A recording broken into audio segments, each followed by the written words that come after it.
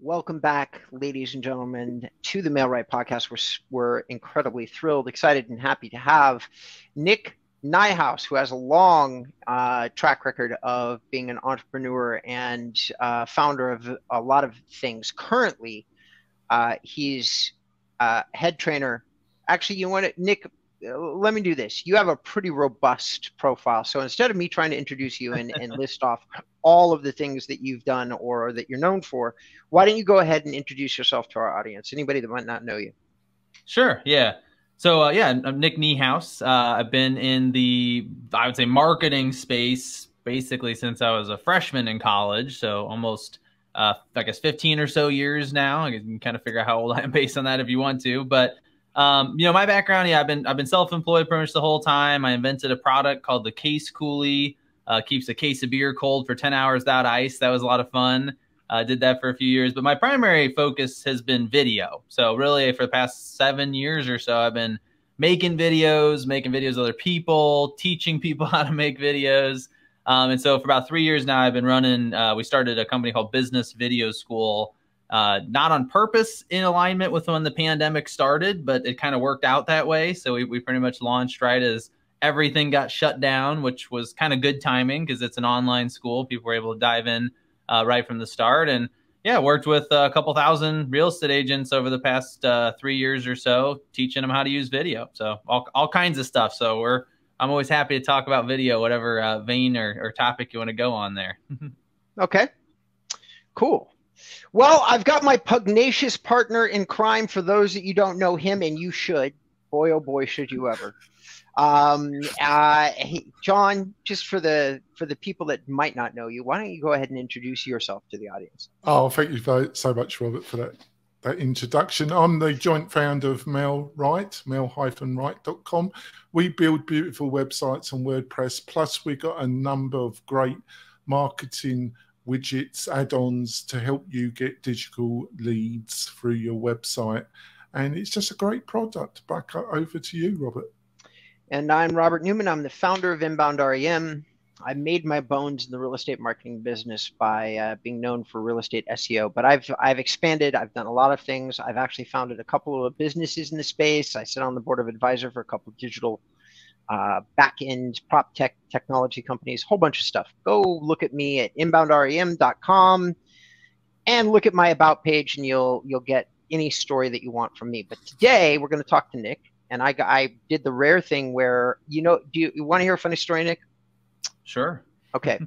There's a reason this show was created and founded by Jonathan. It's his show, really. Well, it's our show now, but it was originally his show. It was his show 100%.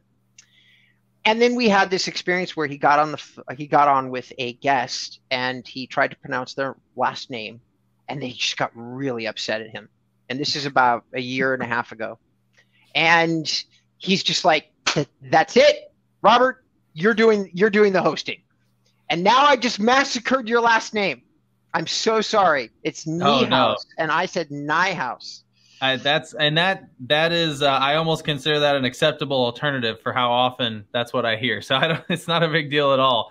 I need to start putting, since it's the word knee and the word house, which are both very obvious English words, I should just spell it that way. You know what I mean? That would make it a lot more straightforward, obviously.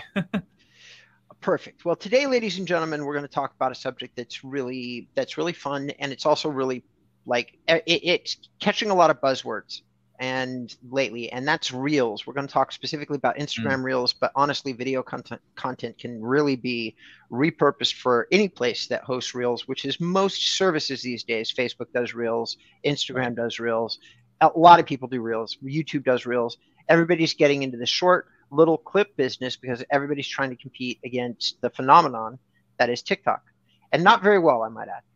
But be that as it may, Nick, while I would consider myself relatively adept at YouTube specifically, and I certainly am adept at the realm of storytelling, I am not adept at taking a long vision and turning it into a 30-second reel. So we're going to lean on you pretty heavily, I feel like, in terms of this show, this particular subject. So if I want to do reels for business, and let's say I'm a realtor would you immediately have any suggestions about how one might approach researching what kind of reel you want to do? Yeah, that's a great question. So when you're first getting started with reels, I guess the first thing I would suggest is it should not be the first place you start with video in general. So I think that this is an area that a lot of people get wrong, where they go straight to social media, they go straight to short form content. And I personally think that might be the hardest kind of video there is to make. I think people a lot of times will look at like live video is harder. And I'm like, well, you just go live and just talk, whatever comes up off the cuff, like that seems easier than trying to make, like you said, make that whole thing into 20 seconds long. Right. So I think you got to keep that in mind. Right. So if you don't have any experience with video at all, you might want to start somewhere else for a little while first, get some reps in, get comfortable, and that's going to help you learn how to be concise. Right. And I think that's really the first thing you got to remember with reels. So that's one thing, is got to have some experience. Number two, then, is who you're trying to attract. You got to know who the audience is. And one of the things that's different about short form content versus a lot of other kinds of content is, and this is how TikTok works, is that it's not necessarily that people are following you, right? Most social media is about you've got followers, you're making content for them. The short form stuff is more about you're making content for the people that follow those topics. Right. So it's kind of more akin to like a TV channel sort of attitude, as opposed to active followers. So when it comes to the reels, like that's where you start. So who are you trying to attract? What is it that they care about? So if it's a realtor, I'm going to focus on their community. Can I highlight things in town? Because that means I'm going to attract people who live in my area. And as a real estate agent, I need people who live in my area, obviously. Sure. And then you can stop there if you want. You could just sort of make things about stuff that's going on in town. I like to go a step further and ask, how further can I narrow that audience? Is this, are they young families? Are they people that, care about sports? What do I know about my ideal customer? And try to come up with really, I try to aim for 3 to 5 content pillars, 3 to 5 topics that you can come back to like clockwork, right? So I'm talking about the same few things, not too many. In fact, kind of less is better in most cases. And then you got to just figure out what can you talk about in under 20 seconds, and obviously reels can be longer than that. But when you're first getting started, anything you think is going to take 20 is probably going to take 40 or 50, so you almost have to like aim for extremely short in order to get something that's even reasonably short. Right. So I think starting out, I would really dial into that. And I think that I know that's not necessarily easy. So that's why, again, I don't necessarily say start first with reels. I would start with other kinds of video, so that the video skills are out of the way. You kind of feel comfortable making something, and then you can be targeted to that audience. And I think that to me, if you do that part, the number of views, all that kind of stuff is less important, because you're sort of guaranteeing you're talking to people who are going to be a good fit for your business. And then, hey, if I get 500 views on a reel that was well targeted, that's 500 people that could potentially hire me, right? And like that's what I'm really looking for. I don't care about going viral at that point, right? So that, yeah, it's just a couple thoughts on kind of where to get started. Does that make sense? Hopefully. Well, certainly, but I want to let John has been masterminding these subjects lately, and I feel like he oftentimes has like a background action or thought in his head about how he wants these conversations to go. So John, why don't you jump in here on the real conversation? Well, I'm sorry to blow that bubble. There's very little that goes through my head, actually. But thank you for those kind words, Rob. So, Nick, I think when it comes to Instagram Reels and how they've been trying to utilize Reels as a kind of competitor to TikTok has caused a bit of controversialism, because a lot of people say, well, we come to Instagram and Reels doesn't really fit in. I don't know what your stance on that is, but secondly, through your course, you've trained a lot of real estate agents. Are there anybody that's come on your radar lately that you think have been utilising these let's call them short videos? I think that's a better, because they're on YouTube, they're on Instagram, they're on TikTok. Are there any of your students or anybody that's come on your radar that's in your memory bank recently that you think has been doing a really good job about utilizing that short video? And maybe you could point out why you think they're doing a good job. I love that question. Yeah, so I'll there's kind of two questions there. I'll start with the first half and then come back to the examples. So I think first of all, yeah, I think one of the problems that Instagram and Meta, which owns Instagram, are having right now is, well, and this is my opinion, but it's basically that they sort of screwed up social media. You know, they kind of made, like, social media is supposed to be, you know, people in real life, you connect to them through these platforms, and then you can build and maintain that relationship sort of through this digital medium.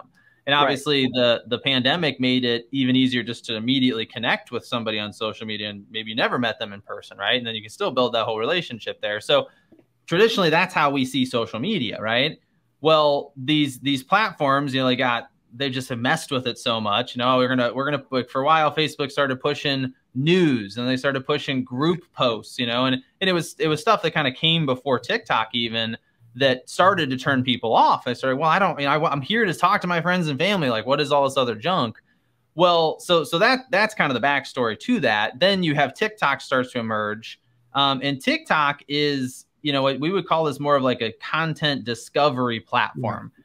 It's not as much about the people you follow, right? It's not as much about having that, you know, that relationship. I mean, you still build the relationship, still very much a parasocial relationship, but it's much more akin to like TV channels. It's much more like YouTube, right? And I never, you hear people talk about YouTube as a social media, and it never made sense to me, because it's like they're literally called channels. It's like television, right? So that's the thing. So I think that's where Instagram really messed up, is they just kind of kept copying, because I mean, that's what Meta knows how to do, is copy other companies, right? So they said, oh, here's TikTok, and we got to copy this.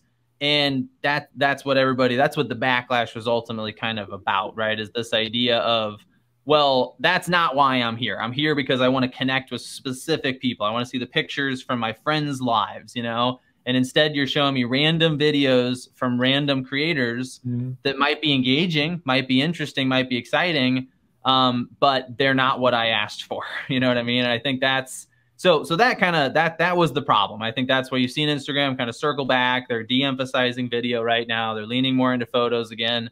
But it's not about video versus photo. It's more about, I want to see the people I chose to follow, right? So I think, and that's worth understanding, right? Because that means that currently these strategies work very similarly, because Instagram copied TikTok. So if you take a TikTok strategy and you apply it to Instagram, it still works pretty well, right? But I think we're going to start to see that change, because I think Instagram is pivoting back in this direction of, you're going to see reels from the people you follow. At least that's what they're kind of saying, right?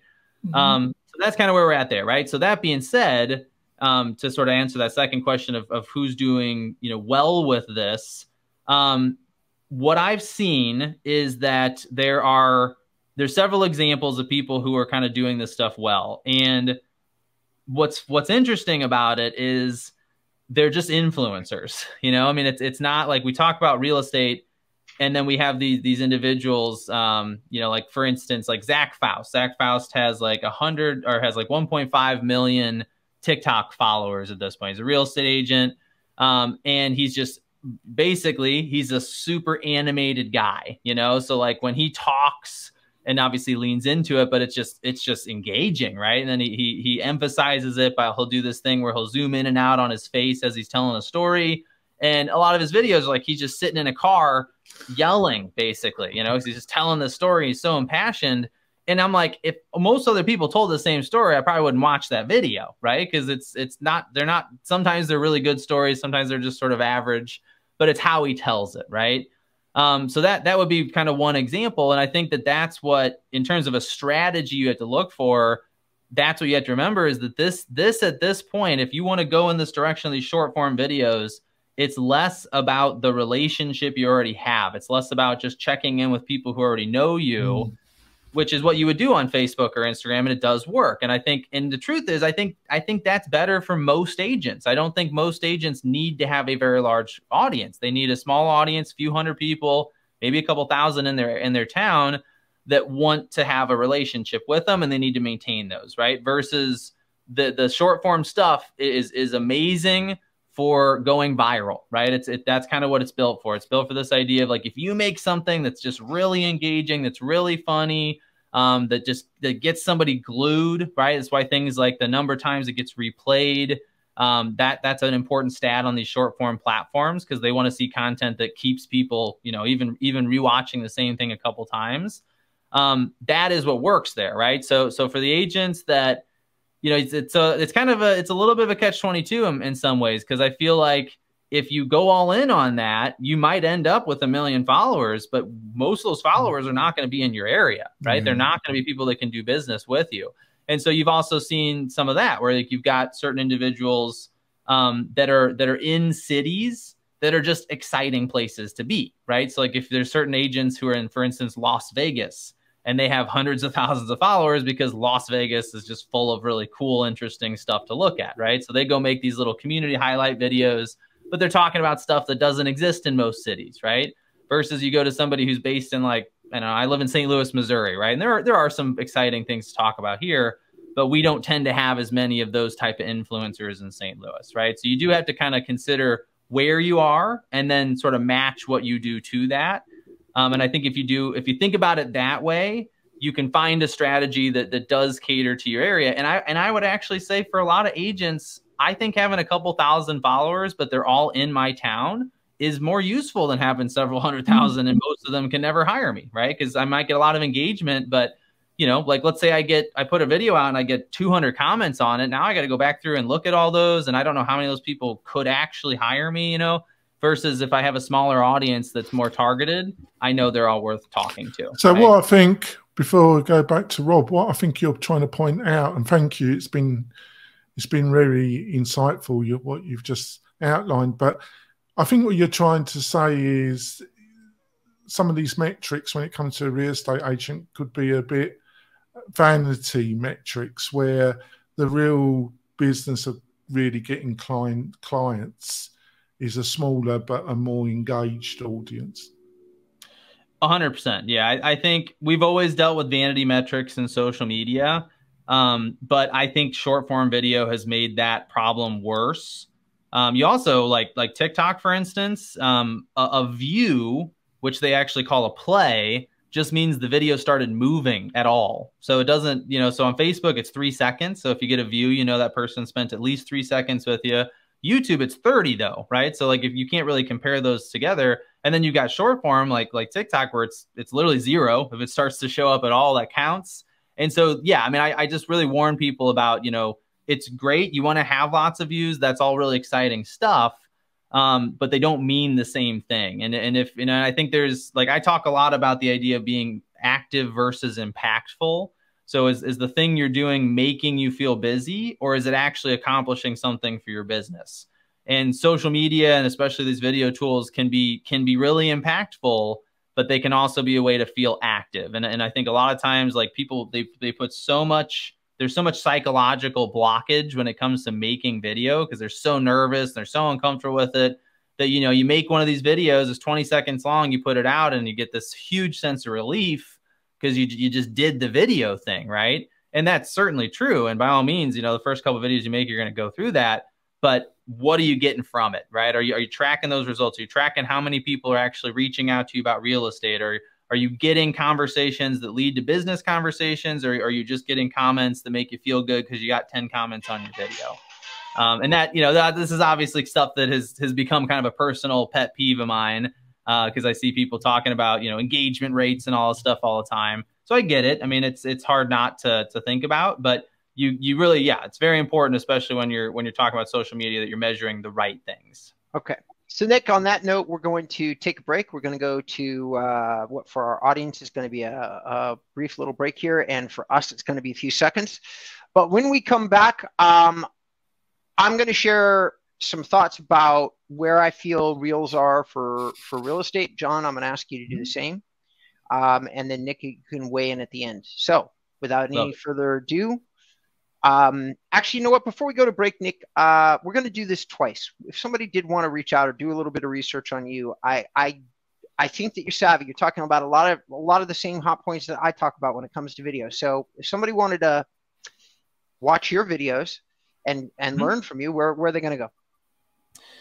Well, let's see. 2 best places to go would be our YouTube channel. That's going to be for our business. So you just want to look for Business Video School. I put a lot of our even full 1-hour trainings on there for free. And then honestly, it's a little old school, but I still like connecting with people on Facebook. So if you just look me up you look for Nick Niehaus on Facebook, it's NickNiehaus.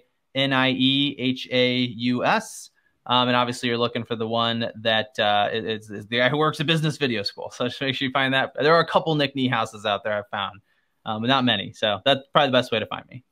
Cool. All right. So ladies and gentlemen, stay tuned. We will be right back. John and I will be giving you our contact information at the end of this podcast session. If you have seen us on any platform at all that allows for ratings, reviews, or comments, and you've appreciated the show, which I've been getting more and more comments lately, John, that people have been. I think 3 people have mentioned the podcast so far this month to me, which is crazy. So do us a favor. Leave us comments on those platforms. It helps us a lot. All right. Thank you so much. We'll be right back.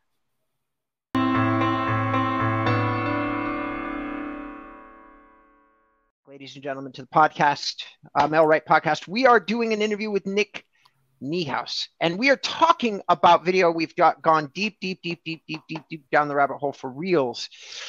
And here is how I view Reels. So I don't do Reels at all, ever. Okay? I experimented with Reels when I first started my Instagram channel, and I got thousands of views on them, and then because I was properly tagging, and I've got about 3,000 viewers. And then I started getting leads. Everybody hold the phone. It sounds so exciting, right? But everybody was turning into a lead based on a 1-minute video. And that 1 minute's worth of information was not nearly enough to take that person to the place I like them to be before they talk to me. It wasn't even close to it. I was getting random questions like, do you own a marketing company? What kind of marketing do you do? I was like, whoa, here's my website. Go there. Like, I don't want to talk to any of you. So I stopped doing Reels. I think, though, that if I had an existing, strongly focused audience, I would do Reels for them if I thought that there was a purpose. I've watched Tom Ferry do Reels. I've watched a few other people that I follow do Reels.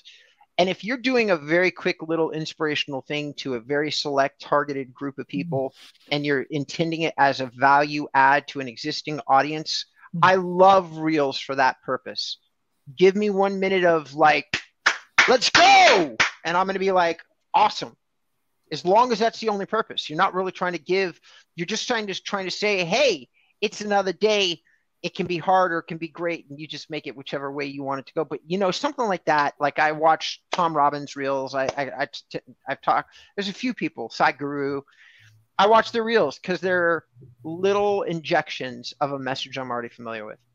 That's my opinion on Reels. So if you're a real estate person and you have a huge audience and you've worked really, really hard on it, maybe save yourself some content production time and just do a little quick reel to keep that audience engaged with your channel. Jonathan. Yeah, I think I agree with you there, Robert. What was coming to mind, and I wonder if Nick agrees, if you got a specific property and you want to promote it quick, you know, to get it out there, that's one way I think Reels, especially if you've built up this tight-knit social media that you were talking before our break, Nick, where you've got like 1,000, 2,000 people on Instagram or Facebook following you. If you're utilizing Reels on Instagram or Facebook, there's short form video about specific property. I could see it being quite useful. What do you think, Nick? Yeah, I agree with that. I think, and you know, sometimes the stuff, a lot of this is about testing and just seeing what people respond to. It blows my mind sometimes, the kind of house walkthrough videos that will get 100,000 views on these short form platforms, because it's nothing special, right? Someone just kind of walks in each room, sticks their phone camera in it, and they speed it up so it, you know, goes through in 30, 40 seconds. I mean, but that's, you know, that's the kind of stuff that works really well, right? So yes, I think these short videos highlighting properties, I wouldn't, I think that you need to have more than that. You need to be doing other types of stuff too. But yes, if you have an audience and you can put something in front of them like that, realtors have that kind of nice built-in advantage that people are naturally curious about what the inside of other people's houses look like, right? So you just lean into that, give them what they want, and they'll respond well to it. And I do think, back to what Rob was saying, I mean, I love that understanding of these short form videos, which, the way I would kind of come back to comment on that is just that idea of whatever your thought is, what is the short but entertaining version of it, right? Because you're right. You're not going to teach much. You're not going to provide a ton of value in 20 seconds, right? So whatever that highlight is, that little sound bite that is out of context but is still interesting to hear, that is, I think, a great sort of way of explaining what makes a good short form video, for sure. Awesome. So I'm going to switch. I'm going to move the target a little bit here. And I'm gonna pull it back a bit and ask you some like higher level generalized questions. So John and I talk about video incessantly. We talk about it all the goddamn time.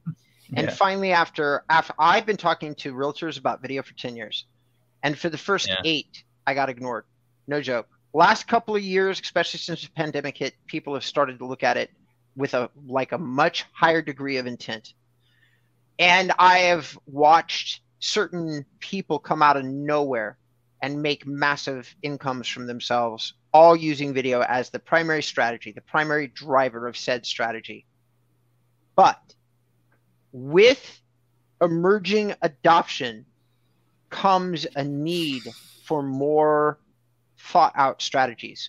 The way that most of these people are making it in real estate, Nick, whether, I don't know if you're familiar or not, but they're doing like top 10 reasons to move to Dallas, top 10 reasons to live in Dallas, what I hate about Dallas.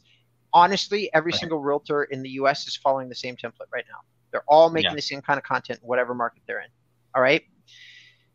I do not advise my clients to do that.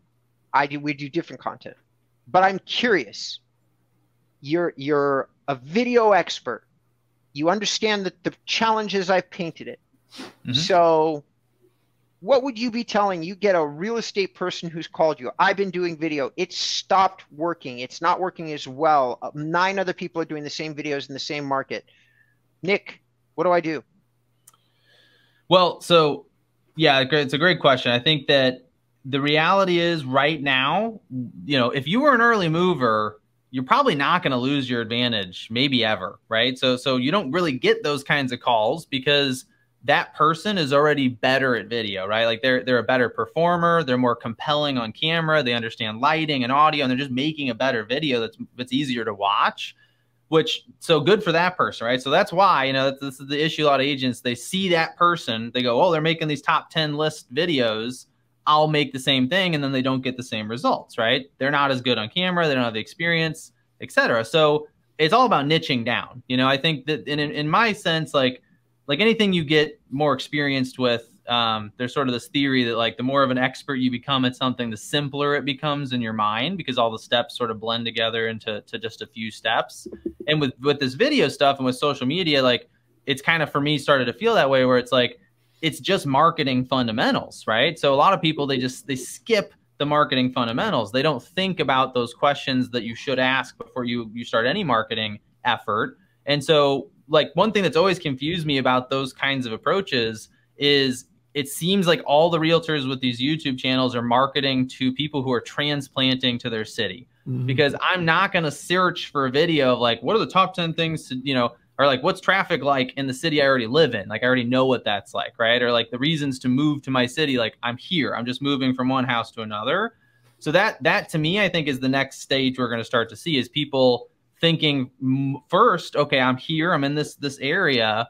What's the group of people in this area that I want to do business with? And they're not going to search for that kind of stuff. I mean, YouTube is a search engine. TikTok is a search engine. In fact, people under the age of like 25 search more on TikTok than they do on Google in some cases now. So that's what you want to start with, right? So narrow further down, right? So, I mean, if you've probably seen this stuff, right? So I would get into like, who's the customer? Who's the avatar? I mean, this is the work that people want to skip because they want to just ask what the tactic or strategy is and implement it. But if you do the work once, you tend to have an advantage for years to come. So who's that person?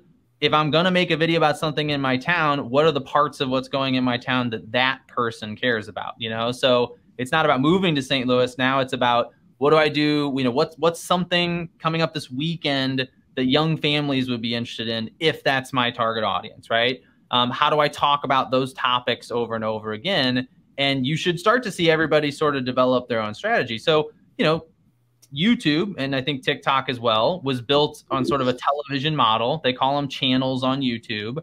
Well, what differentiates different channels on TV, right? They tend to have kind of themes. You got news channels, you got, you know, ones that'll show a bunch of reality TV shows, ones that are all about nature, you know, et cetera, et cetera.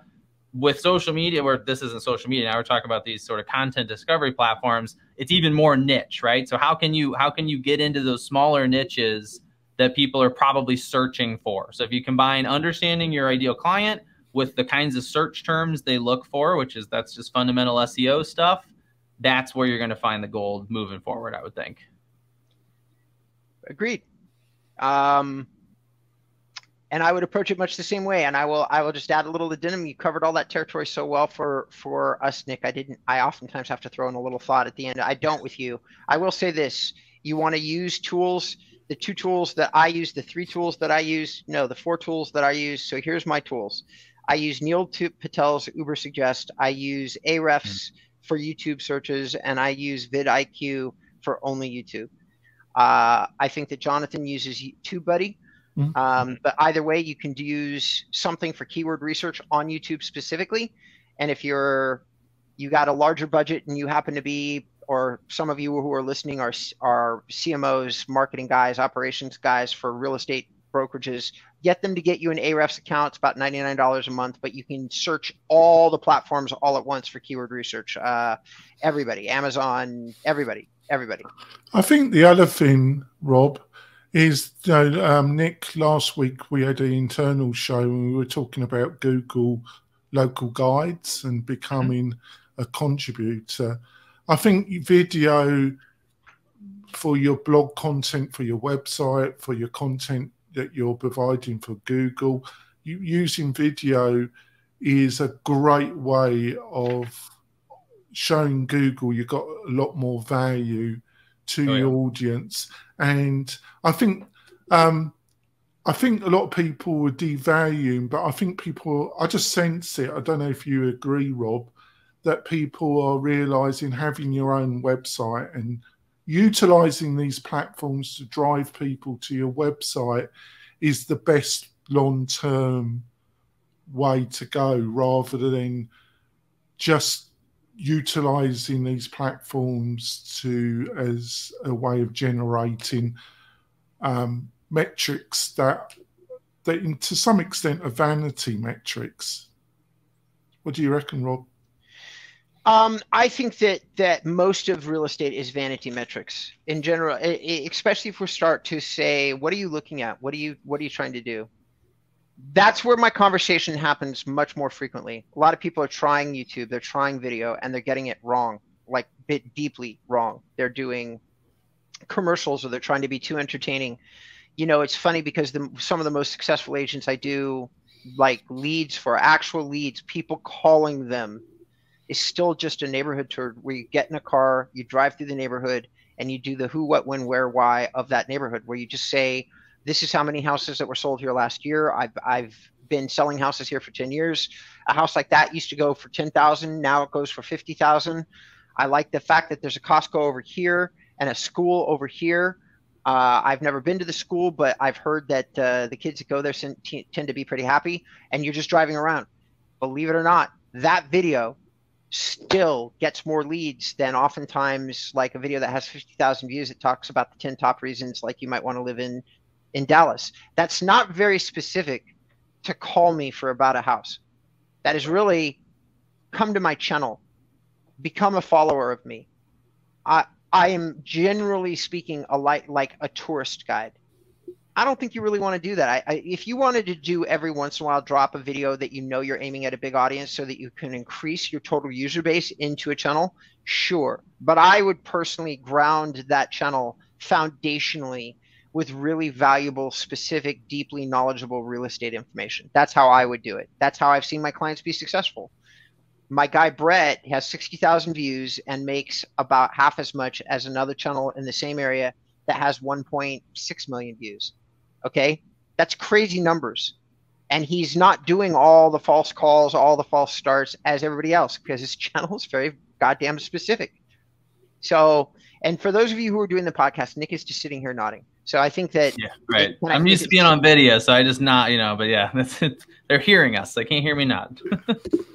All right.